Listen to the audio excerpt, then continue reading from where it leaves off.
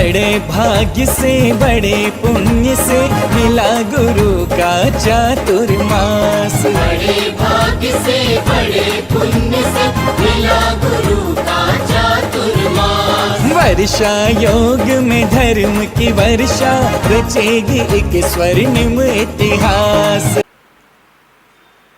यस्य स्वयं स्वभावाप्तिरभावे कृष्ण करुणा तस्मै संज्ञान रूपाय नमोस्तु परमात्मने। जब लो आचार्य पूज्यपाद स्वामी की, आचार्य गुरु विराग सागर जी महामुनि राज की, आचार्य श्री विशुद्ध सागर जी महामुनि राज की। यहाँ पर 27 श्लोक अपने पूरे हो चुके हैं। अब 28वां नंबर श्लोक यहाँ पर प्रारंभ होने जा रहा है, जिसमें संबंधों को त्यागने की प्रेरणा बताई जा रही है कि हम किस प्रकार अपने संबंधों को त्याग करके और अपने आध्यात्म को पहचान सकते हैं। देखिएगा उच्चारण के साथ 28वें नंबर का श्लोक बोलेंगे। दुख संदोह भागित्वम संयोगादि देहिनाम त्याजाम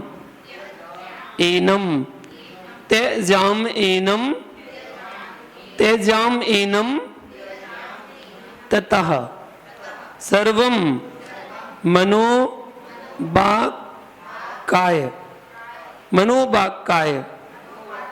कर्म भी, मनोवाक्काय कर्म भी, दो का है ना, बाकी साथ का ले लिया और काय अलग पढ़ दिया। दुख संदोहे भागित्वं संयोगादिह देहिनाम, दुख संदोहे भागित्वं संयोगादिह देहिनाम त्यजामीनं तथा सर्वं, त्यजामीनं तथा सर्वं मनोवाक्काय कर्म भी, मनोवाक्काय कर्म भी। दुःसंदोहे भागित्वं संयोगादिह देहिनां त्याजामीनं तथा सर्वं मनोवाक्काय कर्म भी।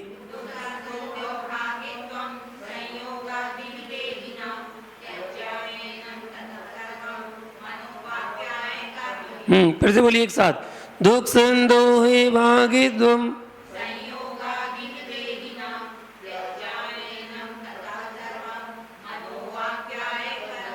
हाँ यहाँ पर बता रहे हैं, आ जाएगा ना पढ़ना, अटक रहे हो तो बताए, आ जाएगा नीचे वाला।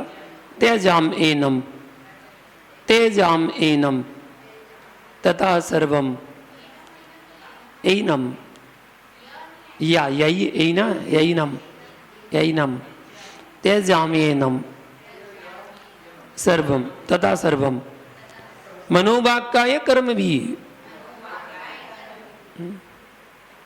पढ़िए एक बार। दुख संदोहे भागित्वं संयोगादिह देहिनां त्याजामीनं तथा सर्वं मनोवाक्काय। हाँ, इह संयोगादिह, संयोगादिह से निकालेंगे इह मतलब इस लोक में, देहिनां मतलब जीवों को, संसारी जीवों को, इस लोक में जीवों को संयोगात, संयोगात मतलब संयोग से, जो भी मिल रहा है ना आपको, सब संयोग से जो भी मिल रहा है। इसलिए यहाँ पर बताया इस संसार में, इस लोक में देहिना मतलब जीवों को संयोगात मतलब संयोग से क्या मिला? दुख संदोह भागित्वम, दुख संदोह मतलब दुख समूह का, भागित्व मतलब भागीदार, दुख संदोह समूह का भागीदार बनना पड़ता है। परिवार में जो सदस्य हैं वो दुख भोग रहे हैं, आपको उनकी भागीदार बनना पड़ेगा। किससे? संयोग से। इस संसार में जीवों को संयोग से दुख समूह का भागीदार बनना पड़ता है। तथा मतलब इस कारण एनम सर्वम, इन सभी, कौन सभी? संयोग, इन सभी शरीर और कर्म के संयोग को मनोवाक्काय कर्म भी, मनो मन वचन और काय की क्रिया, कर्म भी मतलब क्रिया से, त्याजामी, त्याजामी मतलब छोड़ता हूँ, मैं उनको छोड़ता हूँ। और कैसे? 3 कोटि से, मन वचन काय से, मन से, वचन से, काय से। इस संसार में जीवों को संयोग से दुख समूह का भागीदार बनना पड़ता है। इस कारण इन सभी शरीर और कर्म के संयोग को मन वचन काय की क्रिया से मैं छोड़ता हूं। इसका ही अर्थ हुआ। देखिए, संसार के सभी तरह के दुख शरीर के कारण होते हैं। संसार के सभी दुख शरीर के कारण आत्मा को होते हैं। यदि शरीर का संयोग आत्मा से ना हो तो आत्मा को भूख, प्यास, जन्म, मरण, रोग, पीड़ा, शोक, चिंता आदि किसी भी तरह का कोई भी दुख ना हो। किसको? आत्मा को। अगर शरीर का संयोग ना हो आत्मा के साथ तो आत्मा को कोई दुख ना हो किसी प्रकार का। जैसे आग में तपा हुआ लोहा आग के संयोग से बहुत पिटता है, लोहा बहुत पिटता है, इतना पिटता है भारी भारी हथौड़ों से, बहुत मार को सहन करता है। उसी प्रकार यह आत्मा भी शरीर के संयोग से सब तरह के दुखों को उठाता है संयोग पाकर। इस कारण दुखों से छूटने के लिए आत्मा का अनुभवी सम्यक दृष्टि जीव अपने मन से, वचन से और काय से मतलब शरीर से इस शारीरिक संयोग को छुड़ाने का प्रयत्न करता है, अर्थात मन, वचन और काय की गुप्ती द्वारा अपने शुद्ध आत्मा का ध्यान करता है। पहले त्याग करता है और फिर अपनी आत्मा का ध्यान करता है। जितने भी दुख हैं सब शरीर से संबंधित हैं। शरीर मिला है तब से दुख होना शुरू हुए हैं, वरना आत्मा तो गर्भ में भी थी, आत्मा तो गर्भ में भी थी। जैसे ही शरीर से संयोग हुआ, शरीर की प्रोग्रेस शुरू हुई, अंदर ही अंदर शरीर बनना शुरू हुआ, दुख होना शुरू हो गया। शरीर का संयोग आते ही और दुख होना शुरू, उसको भूख की भी पीड़ा होने लगी, उसको वहां पर रहने की भी पीड़ा होने लगी, सब कुछ पीड़ा होने लगी। और जब बाहर आया सो बाहर आते समय पीड़ा हुई, फिर जब यहां पर आया सो बहुत जोर की भूख लग रही है, कह नहीं सकता किसी से, इसलिए रो रहा है, दे दो दे दो दे दो, भूख लगी है, चिल्ला रहा है। अब मां सुन नहीं रही है, रोए जा रहा। तो हर समय उसको दुख ही दुख है। जब संयोग मिला उससे ही दुख हुआ, जिससे संयोग मिला उससे ही दुख हुआ।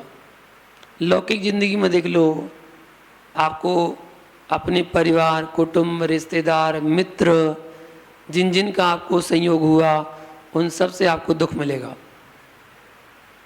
अच्छा, शत्रु कौन बनता है? मित्र,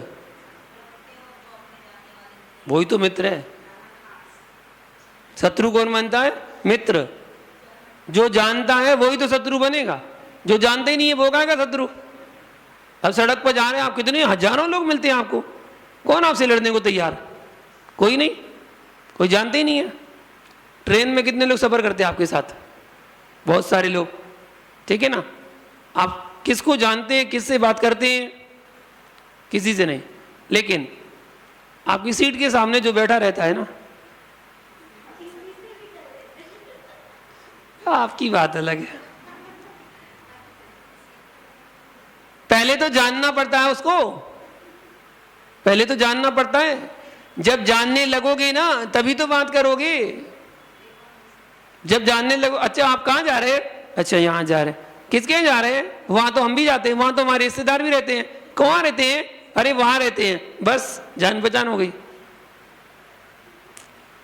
यही तो है, जब जानने लगते हैं फिर तो भरोसा बन जाता है, फिर तो सामान उसकी जिम्मे छोड़ के चले जाते हैं।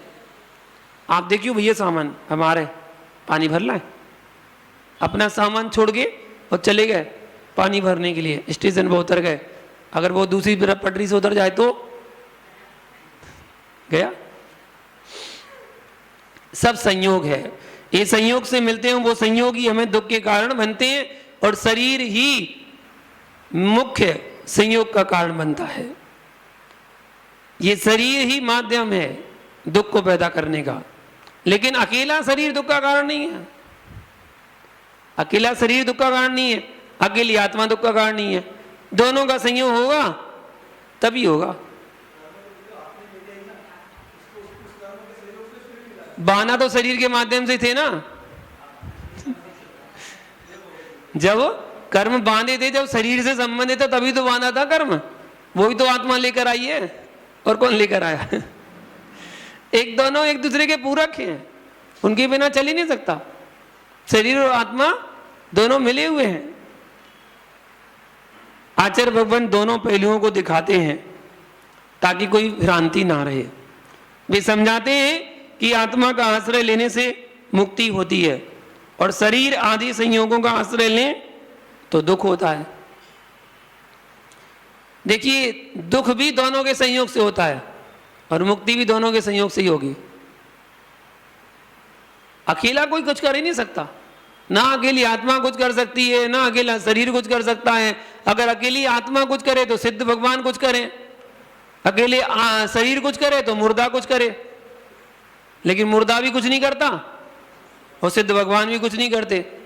और दोनों का संयोग हो जाए, शरीर और आत्मा का, सब कुछ संभव है।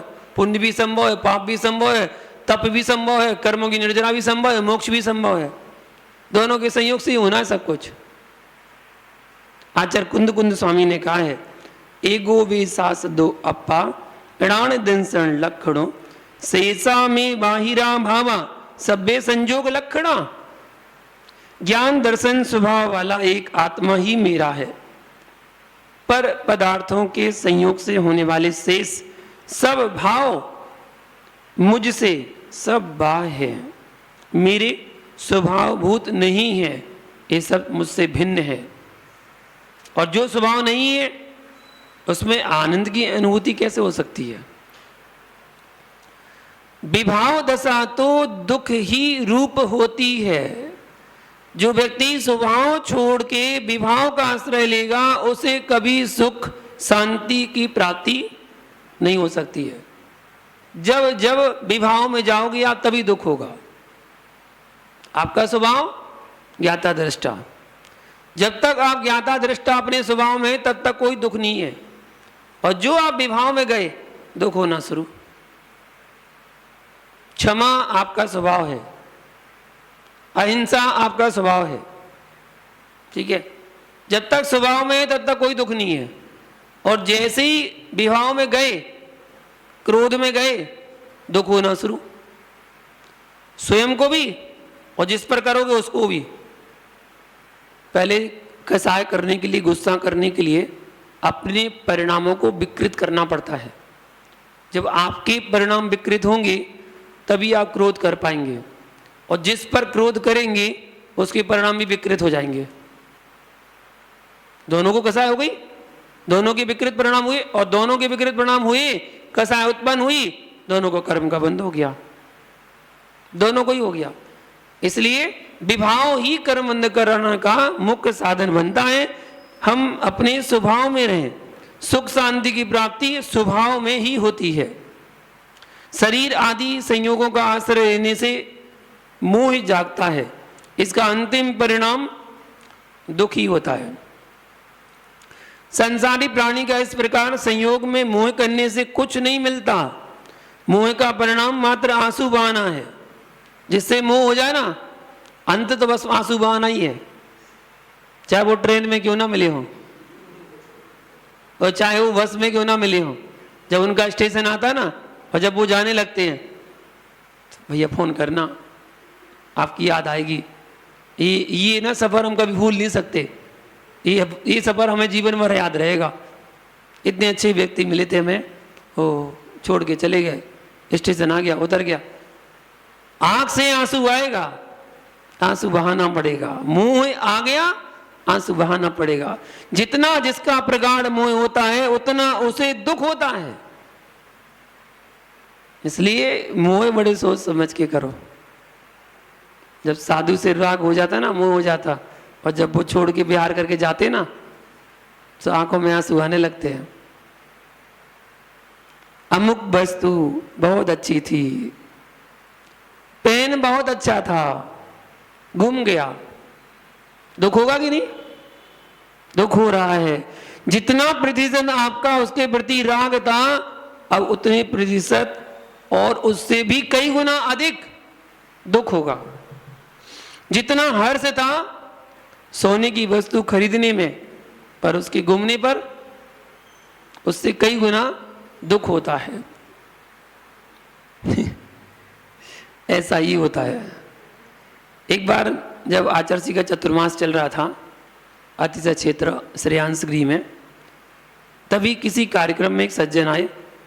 वे अपनी भाभी की सोने की चेन पहनकर आए थे और बड़े प्रसन्न थे, किंतु अचानक स्नान करते समय उनकी चेन जो है गिर गई।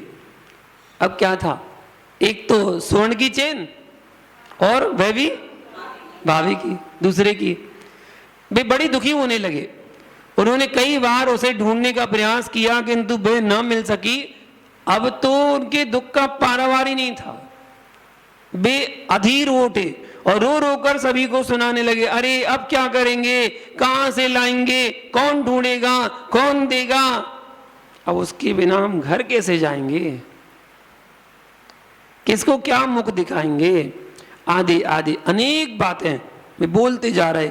स्थिति इतनी बढ़ गई कि वे कहने लगे, इसके बिना तो हम घर नहीं जाएंगे, चाहे मेरी मृत्यु ही क्यों ना हो जाए, इसके बिना घर नहीं जाएंगे। सभी लोगों ने समझा समझा कर परेशान हो गए। अंत में तो आचार्य के पास उनको लाया गया। उस समय तक रो रो कर उनकी हालत बिल्कुल खराब हो गई थी। आचार्य ने कहा, जाओ जहाँ गुमी थी वहाँ एक बार देख कर आओ। इतना कहा। उन्होंने कहा, आचार्य श्री एक बार नहीं, मैंने वहाँ पर 50 बार देख ली है और वहाँ पर नहीं है, और सभी से दिखा लिया, वहाँ पर है ही नहीं। फिर भी आचार्य ने कहा, अब आप कहते हो, आचार्य ने कहा एक बार जाओ। तो फिर उसने कहा, फिर भी आप चलो, आप एक बार कहते हैं तो हम भी एक बार और चले जाते हैं। और योगा योग ऐसा हुआ कि बेचैन वहीं पर डली मिल गई, जहां पर गिरी थी ना वहीं पर वो डली मिल गई। कहने का तात्पर्य, व्यक्ति का बाह्य वस्तुओं के प्रति जितना राग होता है उतना ही वह दुख उत्पन्न कराता है। जितना राग होता उतना दुख, चाहे वो भौगोलिक वस्तु से हो और चाहे वो चेतन व्यक्ति से हो।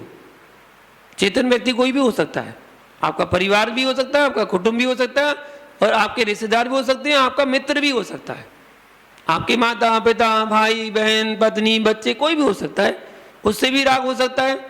और भाई भगवान से भी हो सकता है, भगवान से भी राग हो सकता है। आप जब कभी की तीर्थ यात्रा में दर्शन करने जाते हैं और किसी भगवान को देखकर आपको इतना अच्छा लगता है, इतना अच्छा कि वहाँ से जाने का मन नहीं करता। आपको लगता है कि बस बैठे रहो, देखते रहो, भगवान को देखते रहो, और किसी काम में जाने का मन ही नहीं करता।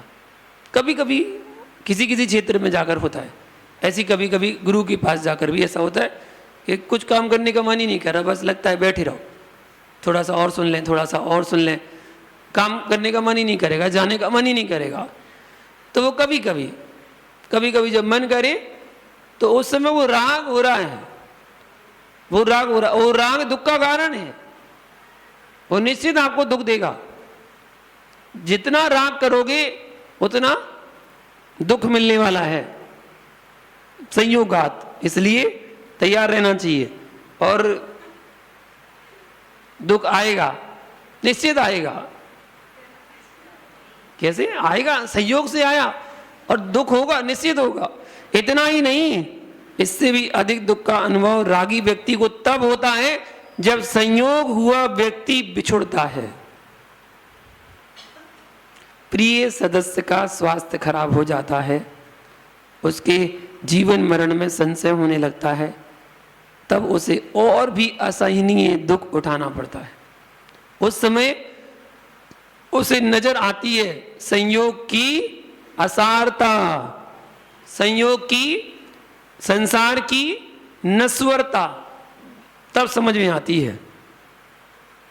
श्लोक यही बतला रहा है कि संयोग दुख का कारण है, इसलिए उसे छोड़ें, त्याग करें।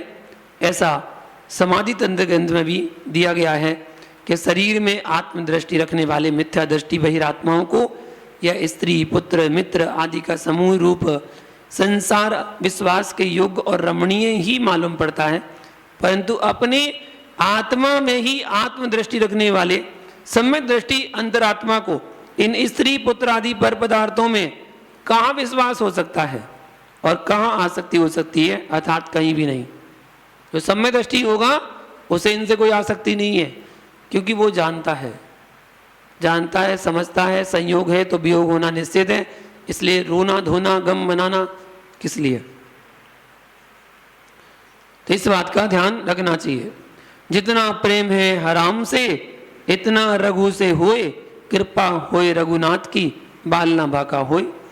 ये अन्य संप्रदाय में भी ऐसी दृष्टांत मिल जाते हैं कि हमें किसी से मोह नहीं करना चाहिए, क्योंकि जो भी हमें संयोग से मिला है उसका वियोग होना निश्चित है, उसको कोई रोक नहीं सकता, निश्चित ही है।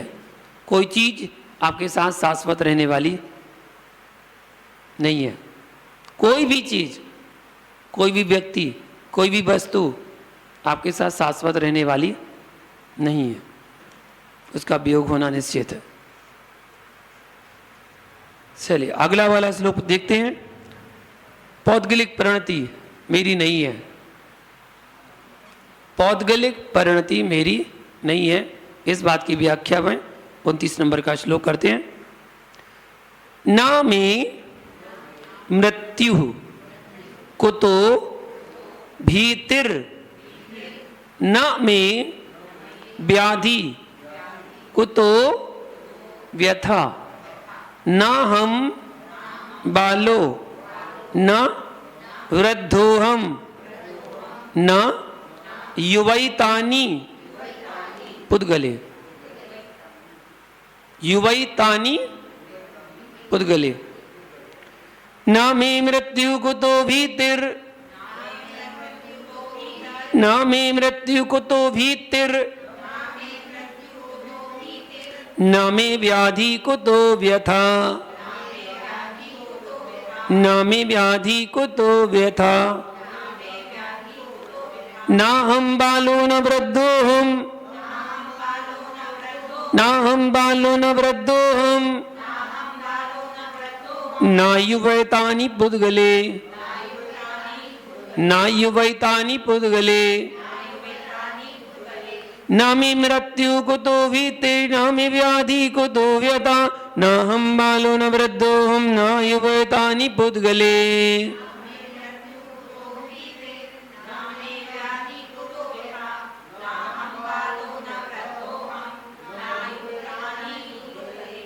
हाँ, एक बार और पढ़िए।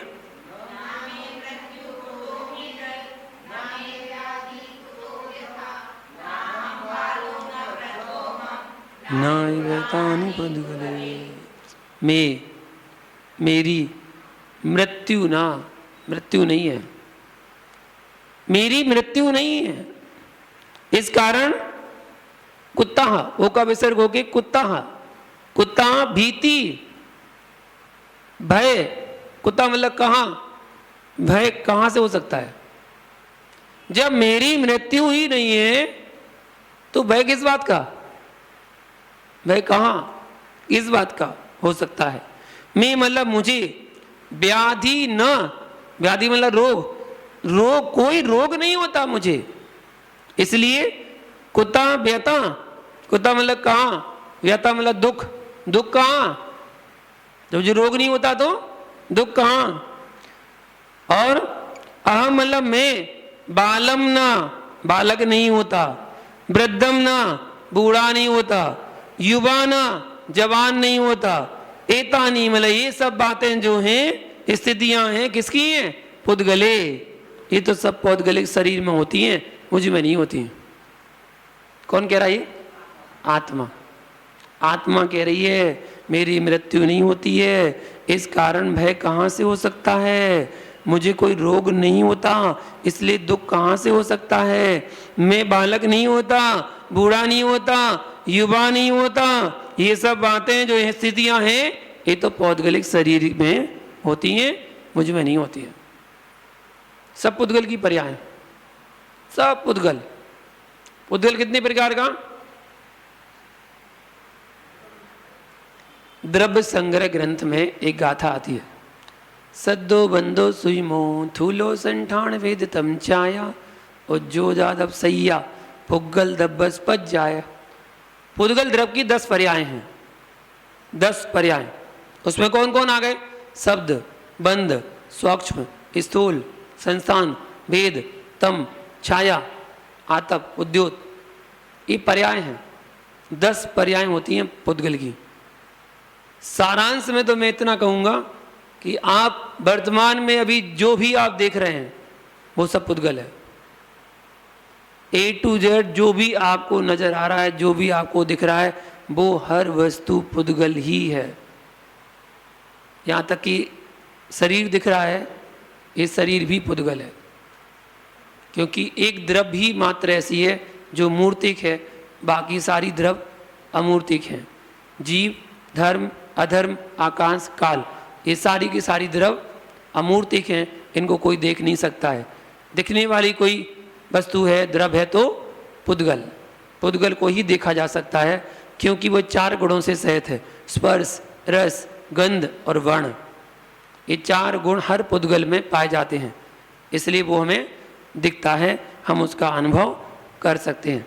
बाकी अमूर्तिक में ये गुण नहीं पाए जाते हैं।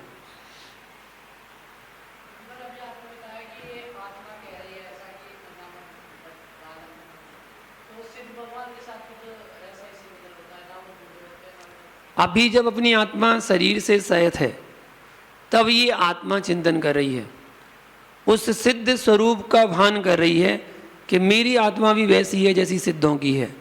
तो मेरी आत्मा ना युवा है, ना जवान है, ना बूढ़ी है, ना बालक है। मैं किस लिए रोता हूँ?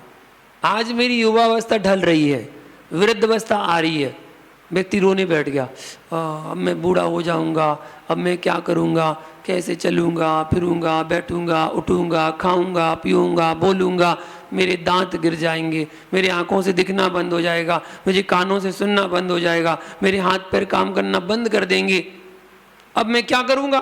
दुख मना रहा है। और ये पर्याय कहाँ बदल रही है? केवल शरीर में बदल रही है। आत्मा तो हमेशा जवान है, आत्मा तो आज भी मरण होने के बाद जब दूसरे शरीर में जाएगी वो तो तरोताजा है। वहां तो बचपन में ही जन्म हो रहा ना। अगर मान लो त्रिंज में मनुष्य में जन्म हुआ तो वो तो बचपन में जन्म हो रहा है, और देव और नारकी में जन्म हुआ तो वहां तो अंतर्मुहूर्त में युवावस्था आ जाती है। जन्म तो बचपन में होगा, लेकिन अंतर मुहूर्त होते होते युवा अवस्था प्राप्त कर लेगा वो, चाहे नारकी हो और चाहे देव हो। अनुभूति बिल्कुल आत्मा से तो अनुभव कर पाओ, शरीर अकेला थोड़ी करेगा।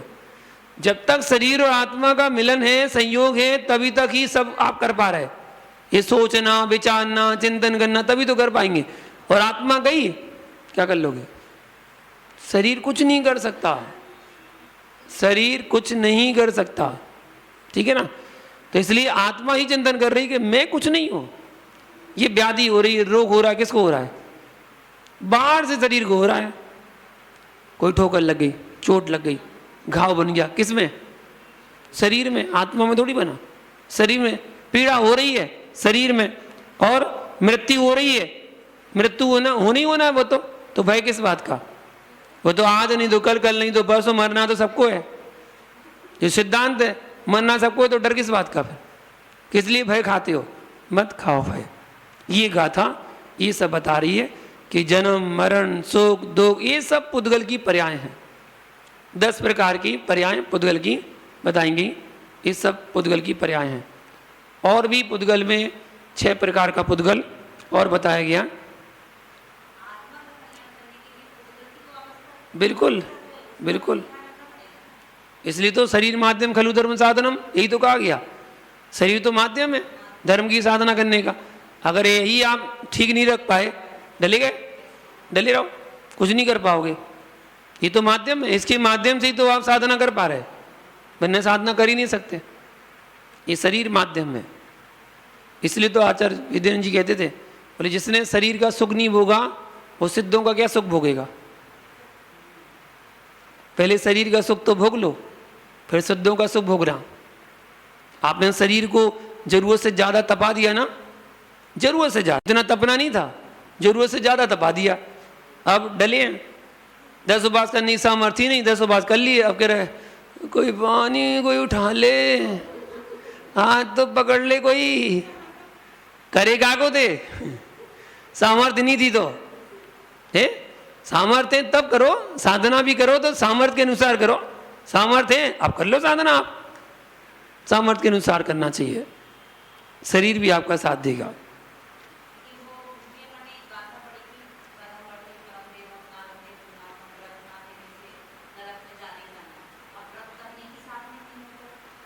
ऐसा नहीं है, सर्वथा कोई चीज़ नहीं ली जाती है, सर्वथा कोई चीज़ नहीं ली जाती है।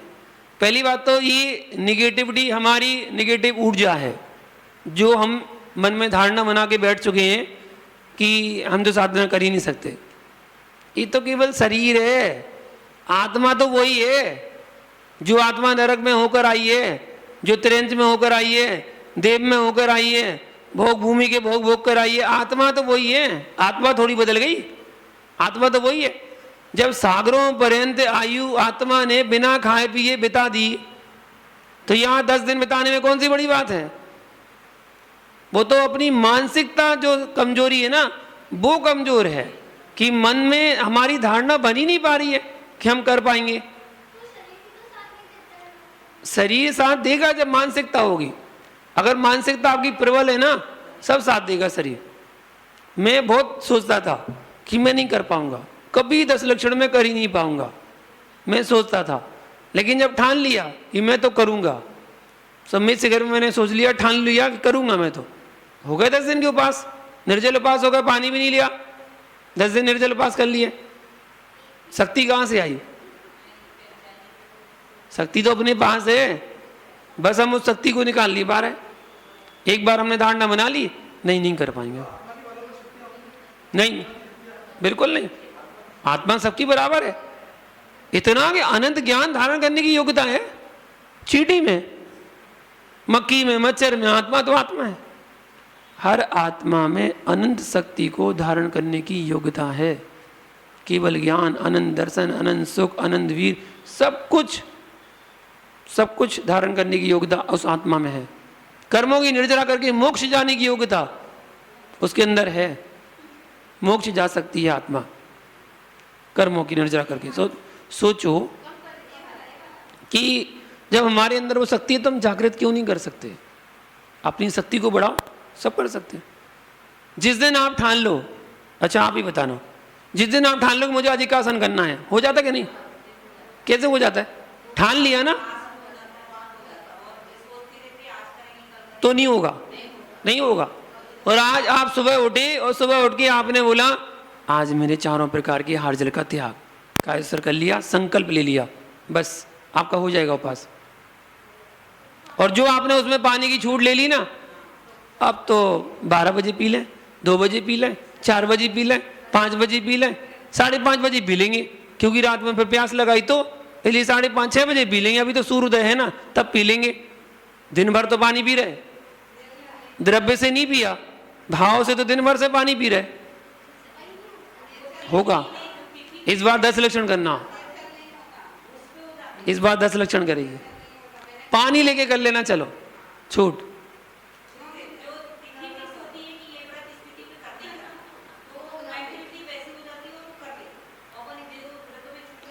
ये मत बोलो इसलिए कि हम नहीं कर पाते, शक्ति तो है, हो जाते ना। वेदना का जब अनुभव करते हैं हम तभी वेदना होती है, वरना कोई वेदना नहीं होती है। आप प्रेरणा लो, अपने से छोटे लोगों से प्रेरणा लो कि जितनी आपकी उम्र है ना, उससे छोटी छोटी उम्र की त्यागी वृत्ति बनकर माताजी बन जाते हैं और कैसे साधना कर लेते हैं। उनसे प्रेरणा लो कि वो भी तो एक लड़की थी और उसने संयम को धारण करके दीक्षा ले ली, वो कितनी साधना कर रही हैं, तो कैसे कर सकती है? माता जी बन गई, 18-18 साल की माता जी बन गई। तो जब वो कर सकती तो हम क्यों नहीं कर सकते? हम भी कर सकते हैं। आप प्रेरणा लो उनसे, आप भी कर पाएंगे।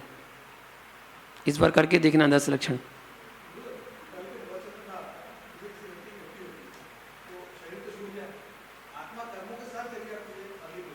तेजस कार्बन शरीर रहता है उसके साथ हमेशा।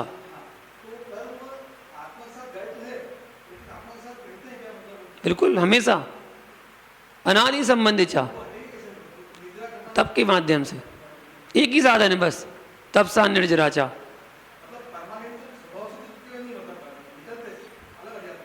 अरे भैया, एक कर्म निकालते निकालते सैकड़ों कर्म मान लेते हैं। एक 100 साल की आयु मिली आपको मनुष्य पर्याय में, उस 100 साल के बीच में ना जाने कितने असंख्यात वर्षों की आयु बांधते जा रहे हैं आप कर्मों की। कैसे कैसे कर्मों की आयु बांध रहे हैं आप। निरंतर प्रति समय प्रति क्षण 7 कर्मों का बंध तो हो ही रहा है, निरंतर हो रहा है 7 कर्मों का बंध। अब वो शुभ रूप में हो रहा है कि अशुभ रूप में हो रहा है, वो आपके ऊपर निर्भर करता है कि आप यहाँ बैठे अशुभ रूप परिणाम बना रहे हैं कि शुभ रूप परिणाम बना रहे हैं, वो आपके ऊपर निर्भर है, कोई कह नहीं सकता। लेकिन प्रति समय बंद हो रहा है 7 कर्मों का, आयु कर्म को छोड़ के। आयु कर्म का बंद अपनी आयु के त्रिभाग में होगा, बाकी तो बंद हो ही रहा है निरंतर। अब सोचो, एक आयु तो भोग नहीं पाए और आगे की कितनी आयु को बांध लिया, कटे कैसे?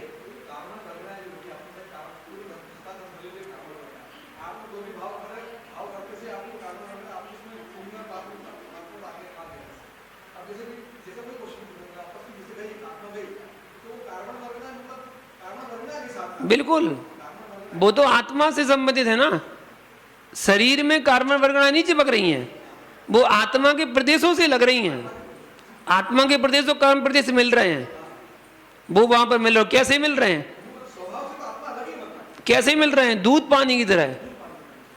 आत्मा के प्रदेश और कर्म के प्रदेश कैसे मिल रहे हैं? दूध में पानी मिला दो ऐसे मिल रहे हैं, अलग नहीं कर सकते दूध में से पानी।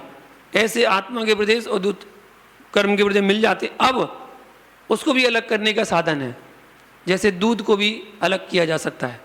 दूध में पानी मिला दिया और पानी अलग करके दूध अलग करा जा सकता है। कैसे? हंस की गले में केमिकल होता है, वो जैसे ही अपनी चोंच खोलता है ना, वो केमिकल की बूंद गिरती है और वो दूध तुरंत फट जाता है। सो वो दूध को सेवन कर लेता है, पानी को छोड़ देता है। ये है। ऐसे ही आप भी तप के माध्यम से शरीर को अलग कर सकते हैं और आत्मा को अलग कर सकते हैं। कर्म को अलग, आत्मा को अलग। कर्म के प्रदेश अलग, आत्मा नष्ट नहीं कर सकते आप। नष्ट तो आप कर्म प्रदेश भी नहीं कर सकते, आप में इतनी ताकत है ही नहीं है। और आप में क्या, तीर्थंकर में भी नहीं है, भगवान में भी नहीं है कि कर्मों को नष्ट कर दे। नष्ट नहीं कर सकते, अलग कर सकते हैं आत्मा से, नष्ट नहीं कर सकते। नष्ट कैसे करेंगे? द्रव का लक्षण सत है, वो कर्म भी एक द्रव है। कौन सी द्रव? कर्म कौन सी द्रव है? पुद्गल कर्म है, पुद्गल द्रव है।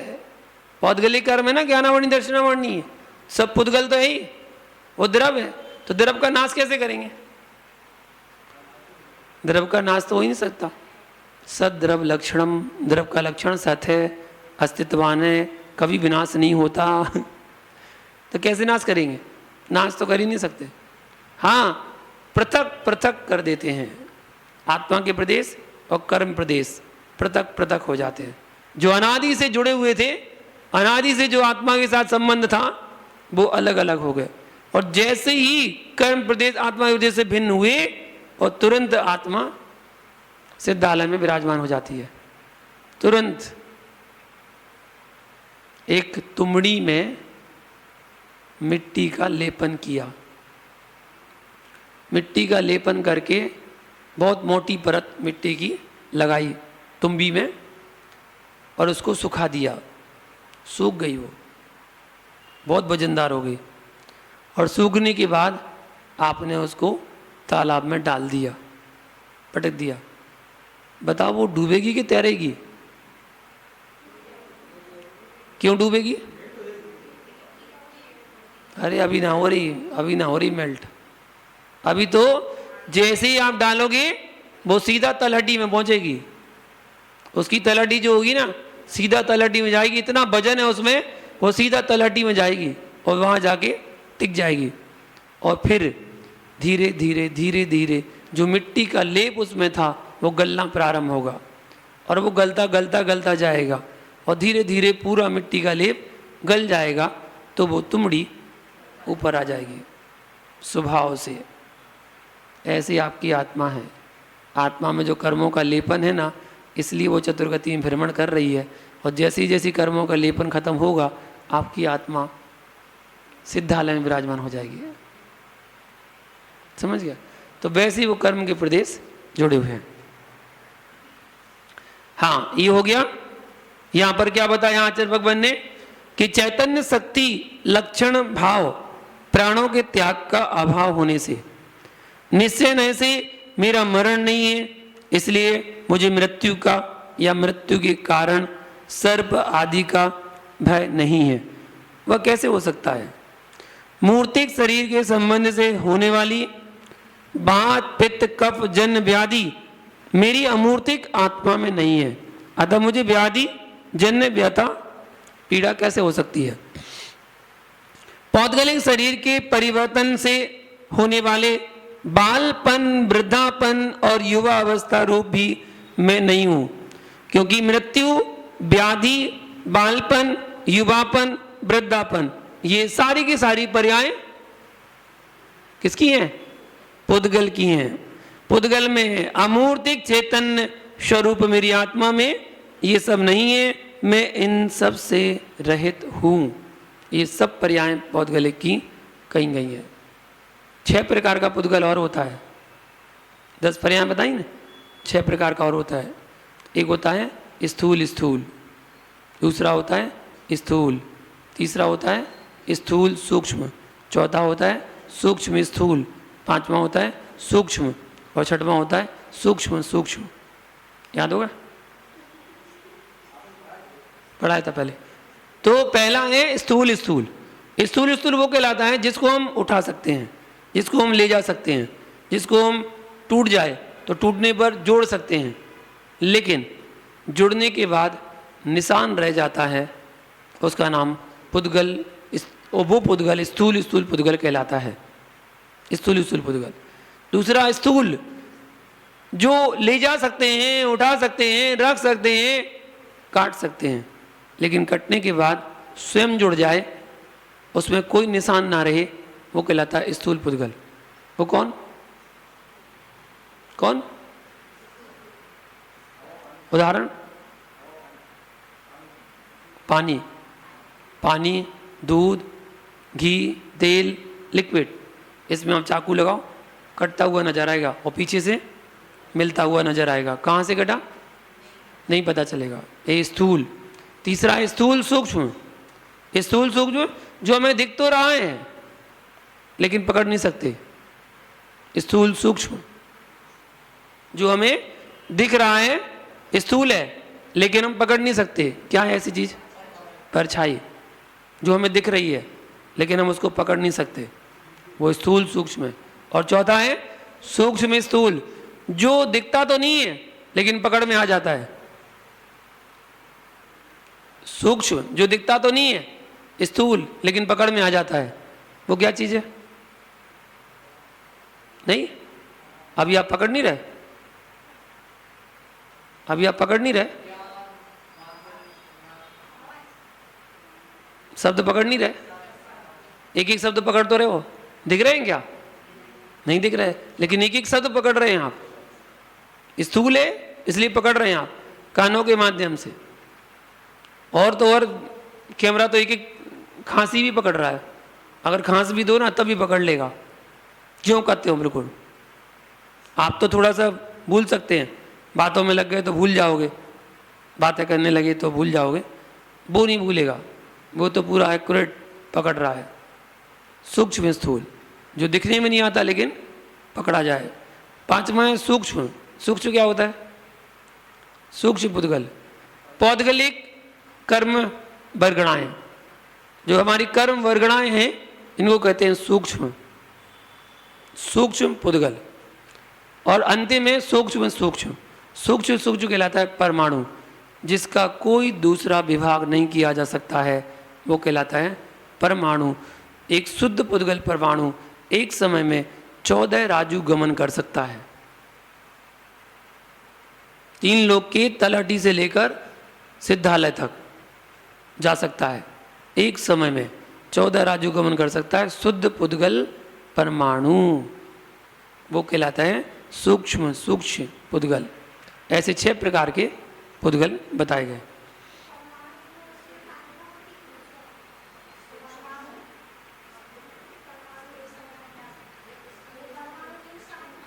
नहीं, पुद्गल शुद्ध पुद्गल। ऐसे परमाणु, ये जो पेन है ना पेंसिल, इसमें असंख्यात पौद्गलिक परमाणुओं का पिंड है ये, असंख्यात। इसके टुकड़े टुकड़े टुकड़े करते जाओ भेद प्रभेद करते जा रहे हैं और सूक्ष्म सूक्ष्म टुकड़े से टुकड़े होता जा रहा। जो बिल्कुल लास्ट टुकड़ा बचे, जिसका कोई दूसरा टुकड़ा नहीं हो सकता है, वो कहलाता है शुद्ध पुद्गल परमाणु। और वो आपकी आंखों से अगोचर है। वो वैज्ञानिक कहते हैं जिसको एटम, इलेक्ट्रॉन, प्रोटीन वो कहते हैं, हमारे यहाँ उनसे परे है, वो उसको अणु बोलते हैं। तो हमारे यहाँ परम अणु, अणुओं का विभाग, बिल्कुल जिसका दूसरा विभाग हो ही नहीं सकता, आंखों की अगोचर है, दिख ही नहीं सकता। आप सोचो, वैज्ञानिकों की बात करें तो उन्होंने एक पानी की बूंद में 36,450 जीव गिन लिए। पानी की बूंद कितनी बड़ी होती है? तो एक बूंद में जब 36,450 जीव उनने गिन लिए, हमारे यहाँ तो असंख्यात होते हैं, उनने तो 36,450 गिन लिए, तो सोचो अणु कितना छोटा होगा परमाणु। कल्पना से परे है, कल्पना भी नहीं कर सकते उस चीज़ की, तो इतना छोटा है वो शुद्ध पुद्गल परमाणु। तो शुद्ध पुद्गल परमाणु, बस अंतर इतना है कि परमाणु शुद्ध होकर भी अशुद्ध हो सकता है, लेकिन आत्मा शुद्ध होकर अशुद्ध नहीं होती। आत्मा तो एक बार शुद्ध हो गई ना, सिद्ध बन गई, शुद्ध हो गई, अब वो अशुद्ध कभी नहीं होगी, वो तो सिद्ध बन गई, अब दोबारा कभी जन्म लेने नहीं आएगी, आत्मा कभी अशुद्ध नहीं होगी। और पुद्गल परमाणु शुद्ध हो गया तब भी वो अशुद्ध हो जाएगा। एक और परमाणु से मिला, अशुद्ध हो गया,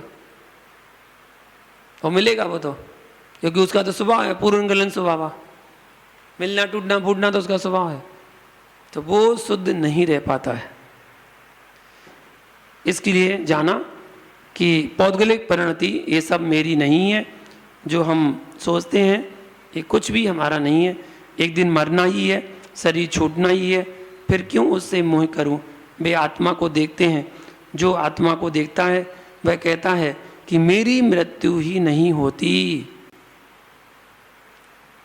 संत जन आराम से भीषण जंगल में ध्यान करने बैठ जाते हैं, भीषण खंडरों में, शमशान में योगी आराम से सामयिक करते हैं। वे कहते हैं आत्मा तो अजर अमर है, उसका कोई कुछ नहीं बिगाड़ सकता। उनकी दृष्टि आत्मा की ओर होती है, तभी उनका ऐसा दृढ़ सिद्धांत बन पाता है कि वे खूंखार जानवरों के मध्य में भी निर्भय होकर विचरण करते हैं। आत्मा की मृत्यु नहीं होती है तो मैं क्यों डरूं। डर प्राहा मोही को होता है, निर्मोही बीतरागी को क्या डरें, किस लिए डरें। थोड़ा सा कुछ शरीर में होता है तो मोही कहता अरे अरे अरे तकलीफ हो रही है, कष्ट हो रहा है, परेशानी हो रही है, बुखार आ गया, सिर दर्द हो रहा है। अरे भैया किसको कष्ट है? ये सब पुद्गल को कष्ट है, पुद्गल जड़ को है ये सारी तकलीफें, क्योंकि रोग बीमारी शरीर में होती है। एक एक अंगुल में कितने रोग? 96 रोग होते हैं इतने से अंगुल में। एक एक अंगुल में 96 रोग होते हैं, फिर पूरे शरीर की तो बात ही क्या करें। किन किन रोगों का इलाज कराएं और कब तक कराएं। हर साल कोई नई बीमारी आती है जिसका नाम वैज्ञानिक रख देते हैं, है? बीमारी तो हर साल आती है, कोई ना कोई बीमारी हर साल आती है, बस कोई घातक हो जाती है सो फेमस हो जाती है, वर्ल्ड फेमस लेटेस्ट बीमारी है। कौन सी? कोरोना। संत शरीर को अपना नहीं मानते, उनसे इलाज करवाने की कहो तो वे कहेंगे शरीर मेरा है ही नहीं, आत्मा मेरी है। शरीर का इलाज कराने से क्या होगा? मेरी आत्मा में जो रोग लगे हैं, 3 रोग, जन्म जरा मृत्यु, वे तो आत्मा के इलाज से ही ठीक होंगे। और आत्मा का इलाज शरीर को पोषने से नहीं अपितु उसका शोषण करने से होगा। बाहर की दवाएं शरीर को स्वस्थ कर सकती हैं, किंतु आत्मा को स्वस्थ बनाने के लिए तो साधना रूपी औषधि की आवश्यकता होती है। आत्मा को आज तक किसी ने वह दवाइयों से स्वस्थ नहीं किया, उसे तो योगी जन ही स्वस्थ कर सकते हैं, अपने चिंतन से, अपने मनन से, अपने मंथन से माध्यम लेकर आत्मा को स्वस्थ कर सकते हैं। इसलिए शरीर को स्वस्थ करने के बारे में मत सोचो, अपनी आत्मा को स्वस्थ करने के लिए सोचना चाहिए। योगी शरीर की व्याधि को नहीं, अपनी आत्मा को देखते हैं। शरीर की ओर उनकी दृष्टि नहीं जाती है। यही कारण है कि वे अयाचक वृत्ति का आराम से पालन कर लेते हैं। यदि शरीर के प्रति मोह भाव जग जाए तो अयाचक वृत्ति का पालन करना कठिन हो जाएगा। संत कभी हाथ नहीं फैलाते, ना ही औषधि आदि का इंतजार करते हैं। कोई कहे मुनिराज हमने आपकी औषधि की व्यवस्था बना ली है, आप हमारे चौके में आ जाना, तो भी वे बैरागी संत वहां नहीं जाते हैं, क्योंकि साधु कभी निमंत्रण पर नहीं जाते हैं। ये तो लोगों की बातें हैं जो खत्म नहीं होती हैं। एक बार का प्रसंग है, एक मुनिराज अस्वस्थ थे। श्री कृष्ण ने नगर में आहारात उनकी द्वारका नगरी में पधारे। श्री कृष्ण ने सोचा अब क्या किया जाए। मुनिराज औषधि व्यवस्था होना भी आवश्यक है, पर यह तो पता नहीं कि वो किस घर में जाएंगे। हम राजमहल में औषधि की व्यवस्था कर भी लें तो निश्चित नहीं है कि मुनिराज यहां पर आ जाएं। उस समय श्री कृष्ण ने युक्ति और बुद्धि से काम लिया और आहार दाता श्रावकों में एक विज्ञान नाम का गुण होता है, 7 गुणों में, उसके बल से वे अपना काम करते हैं। ऐसा नहीं कि मुनिराज आए ही नहीं, हम क्या करते, औषधि तो बनी थी वह ऐसी ही रखी रह गई। यह कोई समझदारी नहीं है, ये कोई समझदारी नहीं है। यदि मुनिराज नहीं आए तो तुम जाकर दूसरे चौकी में दे आते, तुम्हारे यहां तो रखी रखी खराब हो गई, किसी के द्वारा भिजवा देते ताकि औषधि उन्हें चल जाए। तभी सच्ची भैयावृत्ति और औषधि दान कहलाता है। श्री कृष्ण विवेकी थे, उन्होंने औषधि मिश्रित लड्डू तैयार करवाए और सारे नगर में भिजवा दिए और कहलवा दिया कि जिसके घर में मुनिराज का आहार हो वह इन औषधि मिश्रित लड्डू को जरूर चलवा दें, जिससे मुनिराज के स्वास्थ्य होने पर उन्हें औषधि दान का अक्षय फल स्वरूप उन्हें तीर्थंकर प्रकृति का वंद हुआ।